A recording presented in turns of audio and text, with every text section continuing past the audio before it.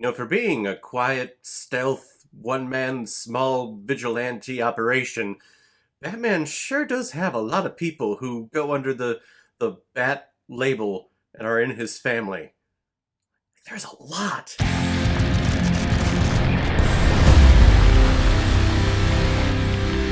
Batman Bad Blood. Bad Blood.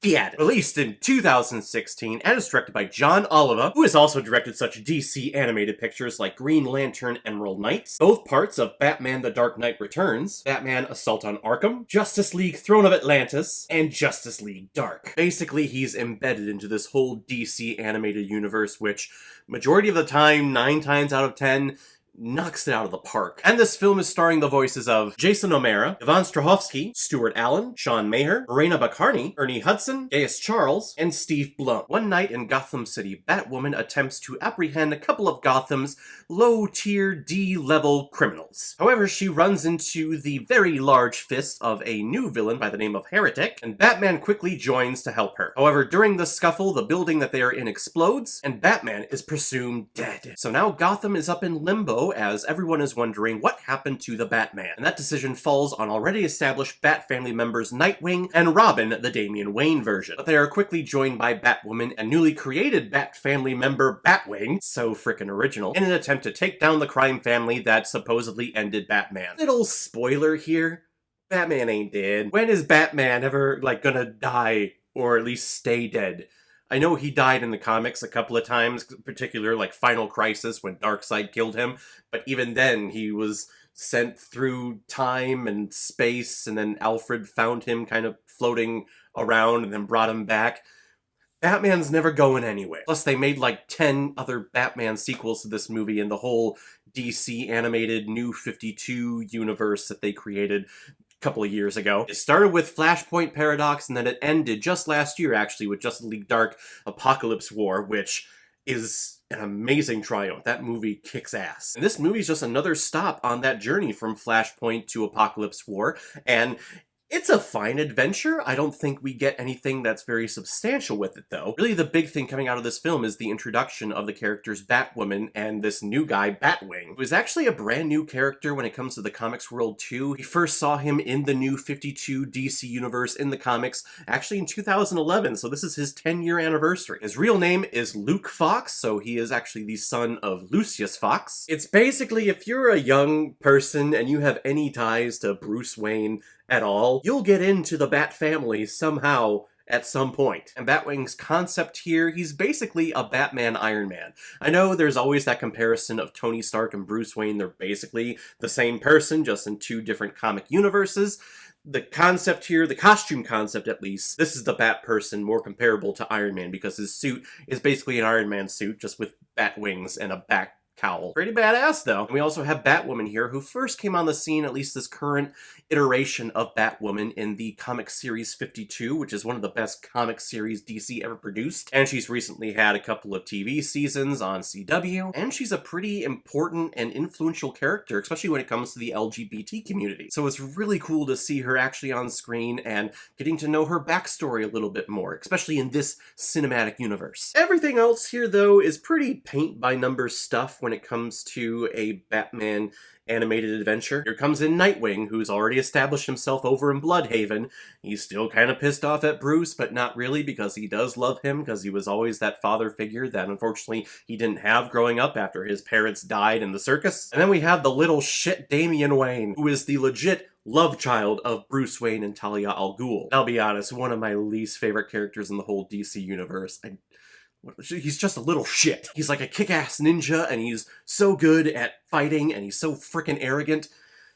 He's an annoying little prick. I don't care what anyone says. Bruce's only son is Dick Grayson. It is Nightwing. Grayson is Batman's inspiration to continue doing what he's doing. Yes, he wants to promote justice and fight crime so that no one out there has to deal with the trauma that he went through as a kid, but really seeing Dick Grayson grow up over the years and become the amazing man and superhero that he turned into, he's Batman's greatest inspiration. I hear the question all the time, who's the best DC character in the whole DC universe? And the obvious choice is Batman. Everyone goes to him whenever there's a Batman news story out there, everyone flocks to it. It's Batman. Who's the inspiration? Who's the greatest person according to Batman? It's Dick Grayson. So, ipso facto, technically Dick Grayson Nightwing is the best character in the whole universe.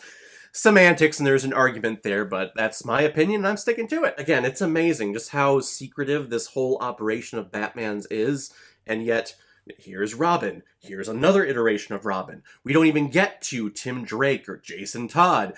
Batgirl shows up at the very end of this movie. Here comes Batwoman. Here comes Batwing. There are so many frickin' people in this whole operation. It's like this movie should be a part of the Arrowverse or something, where everyone knows everyone's secret identity and everyone's in every single episode. Is it cool? Oh yes. Is it a lot to kind of comprehend and take a look at?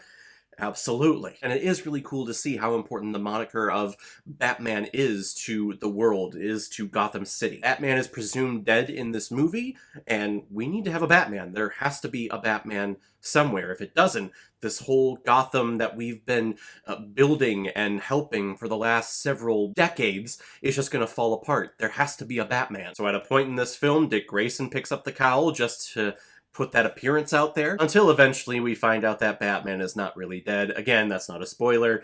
You just knew that was going to happen. It is really cool to see a couple of the main staple villains in the whole Batman universe show up here. Talia al Ghul, of course, shows up here.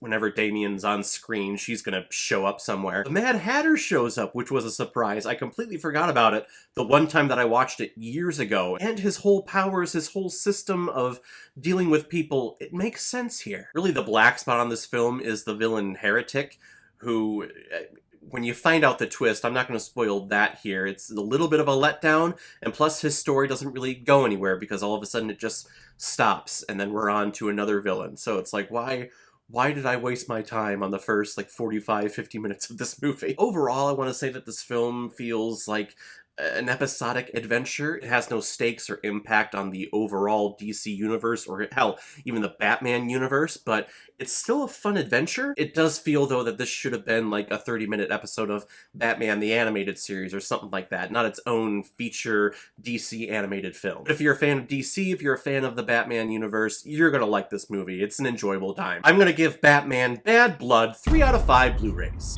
Not exactly what I had in mind, but not bad. Alright guys, now comes my favorite part of my videos where I randomly select which movie I'm going to be watching next, and I'm going to be picking from the list of all the recommendations that I've been getting from all of you subscribers and folks out there, so let's take a look. Memories of a Murder. And I'm looking at all the people who recommended it. This is like one of the highest recommended films out there. And it's, of course, it's a South Korean picture, meaning that next time I'm probably going to be wowed and very impressed and very happy, because South Korean cinema is amazing and I never want to not watch it. It's fantastic. Any recommendations that I get of South Korean cinema, I will always take. So we'll check out Memories of a Murder next time. If any of you have recommendations of films that you want me to review on here, you can leave a recommendation below this video, or go to my Facebook page, my Instagram, or my Twitter, leave your recommendation there, and if I have access to it, I will watch, review it, and give you a shout on the channel. And if you want me to do your recommendation as quickly as I possibly can and bypass the whole random generator that I have here, you can make a PayPal donation on the main page of my YouTube channel. Any size donation will do, just attach your movie with the donation, and if I have access to it, I will watch it and publish my review of it as quickly as I possibly can. So guys, have you seen Batman Bad Blood? What did you think about it? Where does it rank in the whole DC animated New 52 universe? Whatever you thought, comment below, let me know what you thought about it. And as always, if you like what you see here, if you like my take on movies, then hit the subscribe button and make sure you hit that bell. See you the next time I release my next movie review. So guys, I will see you next time with my review of Memories of a Murder. So in the meantime, be well, be good to each other, and go watch a movie. Take care, guys.